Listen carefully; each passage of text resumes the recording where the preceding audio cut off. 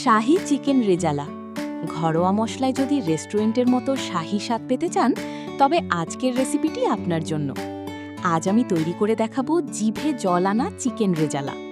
একদম সহজ পদ্ধতিতে ধাপে ধাপে শিখতে ভিডিওটি শেষ পর্যন্ত দেখুন। প্রথমে আমি মুরগির বড় টুকরোগুলোকে সামান্য লবণ আর লাল মরিচের গুঁড়ো দিয়ে ম্যারিনেট করে নিচ্ছি। এরপর প্যানে তেল গরম করে হালকা করে ভেজে নেব। খুব বেশি কড়া করে ভাজার দরকার নেই, এতে মাংস শক্ত হয়ে যেতে পারে। রেজালার আসল রহস্য এর মশলায়।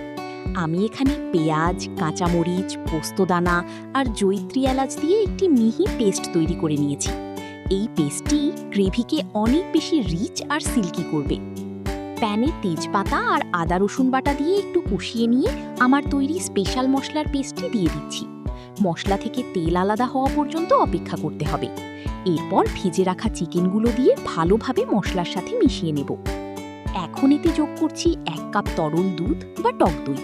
এতে রান্নায় আসবে রাজকীয় সাদাটে ভাব এবং দারুণ স্বাদ। চুলার আঁচ কমিয়ে কয়েক মিনিট ঢেকে রান্না করলেই তৈরি আমাদের চিকেন রেজালা। দেখলেন তো কত সহজেই তৈরি হয়ে গেল শাহী চিকেন রেজালা। গরম পোলাও বা নানের সাথে এটি জাস্ট জমে যাবে। রেসিপিটি ভালো লাগলে ভিডিওতে একটি লাইক দিন আর আপনার বন্ধুদের সাথে শেয়ার করতে ভুলবেন না। আর এমন আরও মজাদার রান্নার ভিডিও পেতে চ্যানেলটি এখনই সাবস্ক্রাইব করে রাখুন। ধন্যবাদ।